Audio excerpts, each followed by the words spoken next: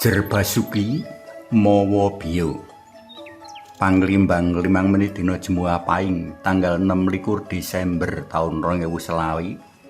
Kapethik saka Injil Matius bab 10 ayat 17 tekan ayat 22. Para pandemen PLM kinasih sugeng Natal.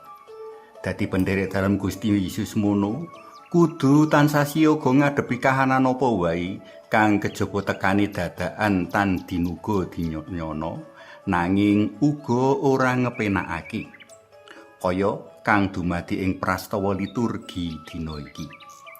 Rina saaneh ing satengahing kahanan suka parisuka pahargyan Natal lah kok awake dhewe kudu mengeti prastawa tiwase Santo Stefanus kang temtu ndudah rasa sedih. Nanging iki ora ateges tanpa tujuan. Tiwase Santo Stefanus ngelingake marang para pendherek dalem Gusti bab kasangsaran, rekoso lan kepara tiwas kang mujudake lawang lan sarana nggayuh kamulyan langgeng. Ana 3 perkara kang bisa kadudut minangka piwulang saka prastawa liturgi dina iki.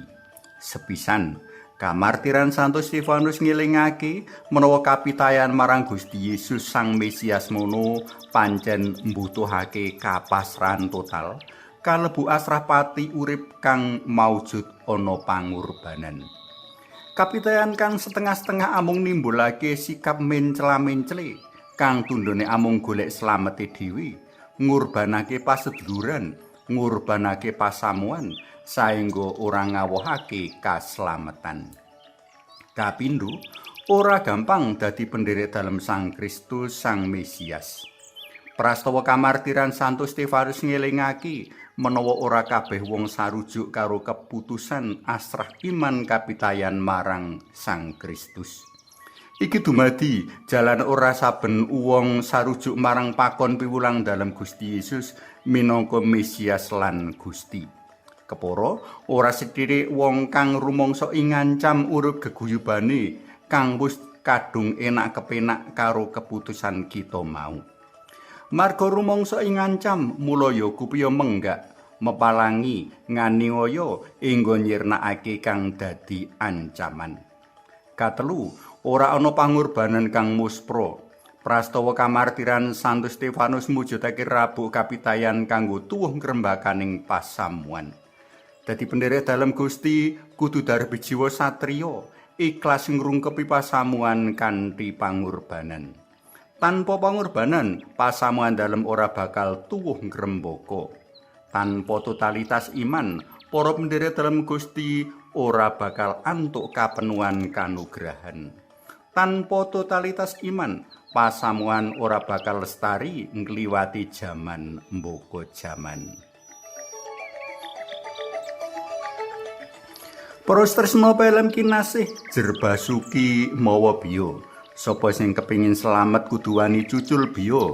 Biyo kaslametan tumrap para pendherek dalam Gusti Yesus yaiku pangandel kang total, kang maujud ana pangorbanan katur Gusti lan pasamuan. Derek Gusti Yesus mono pancen nekake kabungan, jer prajanji dalam condong kamulyan langgeng. Nanging kamulyan langgeng iku ora tinampa tanpa perjuangan alias samung sedakep sira tumpang, tenguk-tenguk nemu kethuk. Para pendherek dalam Gusti kudu sago bela iman kapitayan sarta mempertanggungjawabake kapasrahan mau kanthi pangorbanan.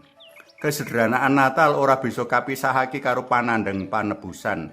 Semono uga karo kamulyan Natal ora bisa kapisahake karo kamulyan wungu dalem Gusti saka Sido. Suwawi sami munjuk kunjung asma dalem Yang Rama sayang putra twinjang Roh Suci. Amin. Gusti Yesus Sang Mesias kawula njasa nuwun awit tulodo jiwa lan semangat tresna ingkang petah saking Santo Stefanus dumateng paduka lan pasamuan saengga kanthi bingah lan ikhlas pasrah jiwa raga kanthi kamartir. Mugi kawula ugi boten wegah rekaos kangge nggayuh kamulyan langgeng sareng paduka sarta para suci sedaya. Santo Stefanus nyuwun pangestu dalem amrih kawula saged nulodo paduka.